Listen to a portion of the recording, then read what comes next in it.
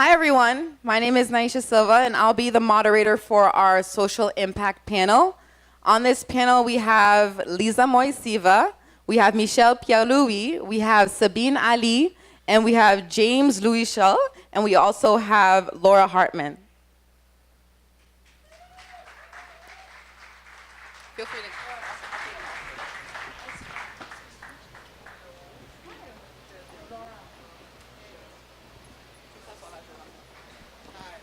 So in speaking about social impact, what we're going to focus on specifically for this panel is going to have a lot to do with the challenges and the opportunities in the impact space. We have a very diverse panel. A few of them focus on leadership and community development, and the other few focus on business development impacts and business models to address social impact in low-income communities. The first question that I have is particularly for Laura Hartman. You essentially run a school that essentially teaches leadership. The question that I have for you is, how do you teach leadership? And what are the gaps within the Haitian community and within the global community that you see for leadership?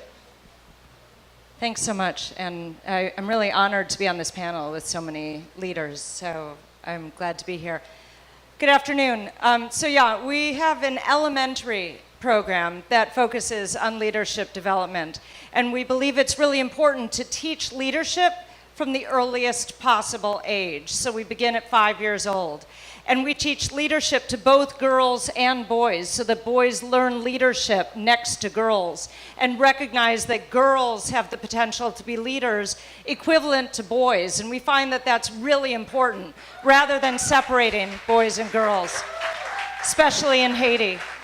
With a illiteracy rate of practically 70% for women Haitians and just over 50% for men, we believe it's really important to provide these educational opportunities for women, but not just that, leadership opportunities, so that within the next decade we are providing quality leaders of both men and women to Haiti's leadership, and providing them with self-esteem and dignity in their Haitian heritage, so that they will really want to stay here in Haiti and not leave Haiti. They will want to stay here where there are opportunities for them as leaders. You asked how we teach them to be leaders, and we teach them from the very earliest moment, so that even at 5 years old, we have assembly every morning, and several weeks out of the year, our first graders run that assembly. But more than that, we're asking the students to ask questions. And I admit that as someone who has lived all over the world and not lived in Haiti until the past year, I'm commenting on the Haitian culture, but it's my understanding that Haitians are not always prone to ask questions, because then they look like they don't know the answer. But we encourage our students early on to ask questions. The leaders are the ones who ask questions, because then they are gathering more information. So we're, throughout the entire program of 6 years, developing those leadership qualities to present, to communicate. They go to the front of the class and they teach the class what they know. So we're trying to encourage pride in knowledge and teaching them how to gain knowledge. So even after 6th grade, they know how to gain that knowledge. I could go on, but I'm going to let you ask the next question. Thank you, Laura. Thank you for sharing with us what it's like to inspire leadership within the classroom. I want to transition to James, who inspires leadership in the field. So you are the country director for Goals Haiti, and it's a soccer program that essentially develops leaders within the country. And we've played soccer together before. You're a huge soccer fan, I know. Talk me through, how do you teach leadership through soccer, and how does that potentially lead to entrepreneurship and economic development for Haiti? Okay, good evening. First of all, I wanted to explain what Goals does.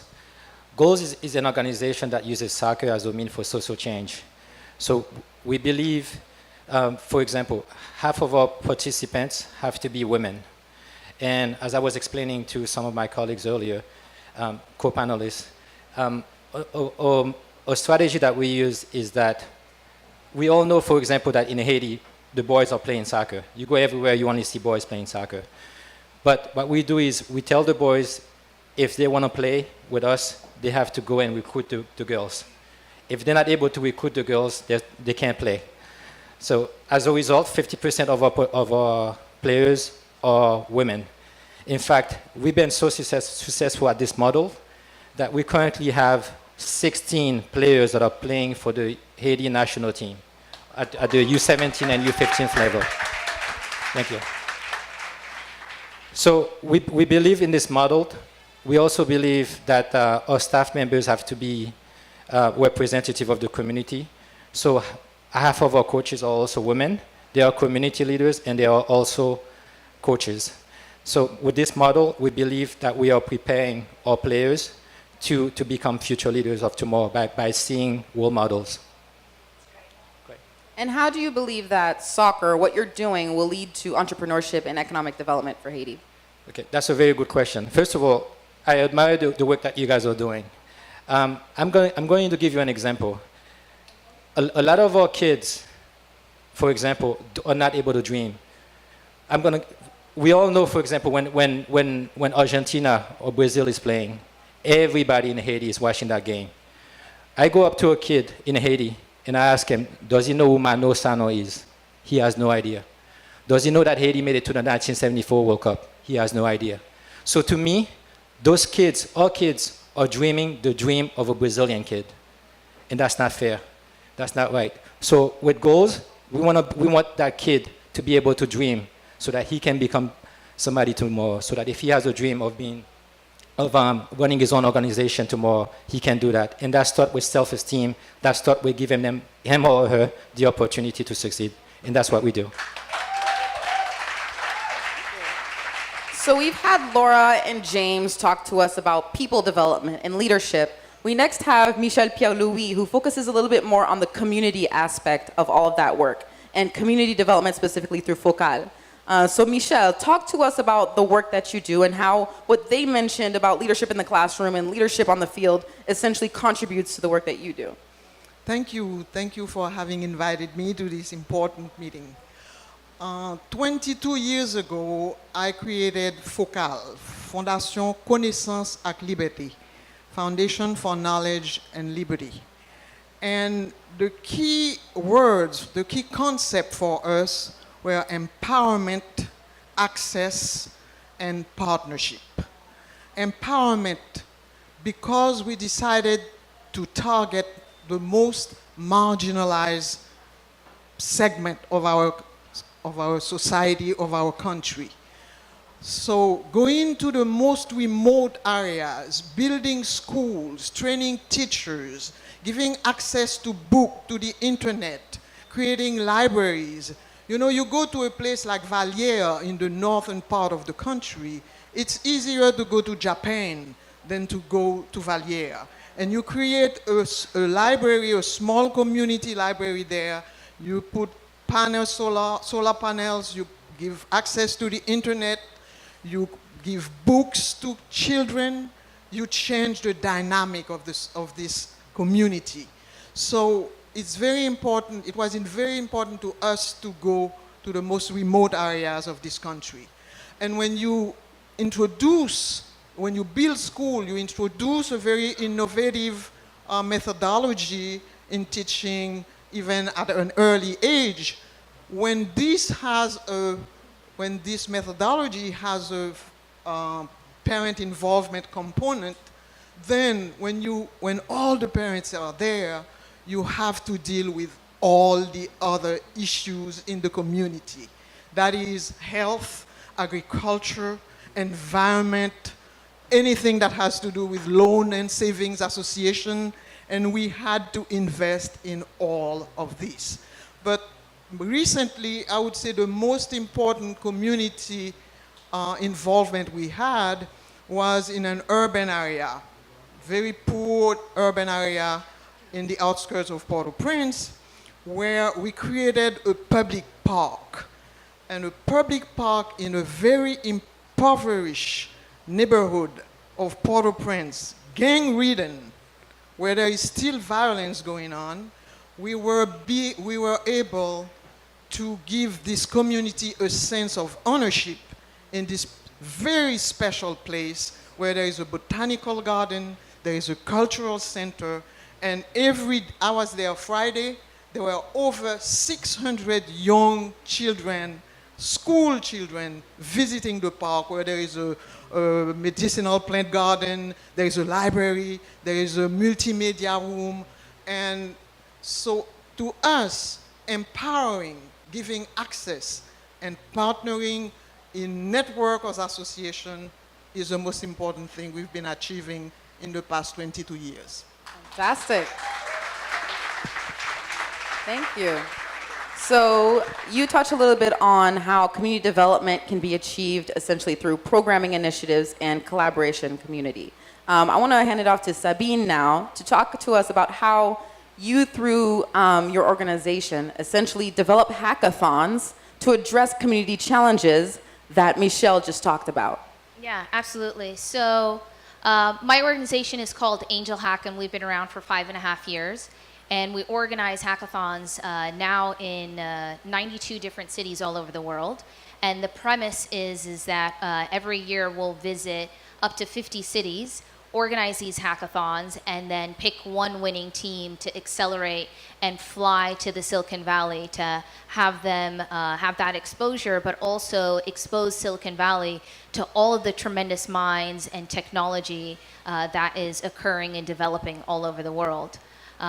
I really get to piggyback on the initiatives of my colleagues here after their basic needs, their health needs, their education needs, their inclusion needs are taken care of. And when they're at a point of self-actualization, they'll come to an Angel Hack event and want to create something that represents themselves. And they have a foundation of leadership and inclusion. And what we encourage them to do is to create platforms and technology that will have some sort of social impact. We have a very, very strong mission to put people before profit. We want to make sure that we're talking to the developers that are creating breakthrough technology in Silicon Valley and also breakthrough technology in Sao Paulo and Shanghai, and explain to them that there is a concept beyond the $1 million app. And those are, very far and few, but really if we want to make this world turn and if we want to all live on this planet for a very, very long time to come, then we need to start thinking about each other before we start thinking about ourselves. And to take that and embed that into their technology, and we'll do whatever we can to support them and make sure that they get traction. Wonderful. Thank you so much. So some of the work that you do, you touch on developing some of the communities through the hackathons, right? We have one example of a very interesting startup that was co-founded by Liza called Globin. And this startup essentially focuses on providing artisan products to the world through subscription services. And Liza, you're originally from Russia. That's so correct. how did you go from Russia to artisan products for emerging markets like Haiti? Yeah, thank you so much for welcoming me here. It's my first time in the country and I absolutely love it. So yeah, from Russia to Haiti.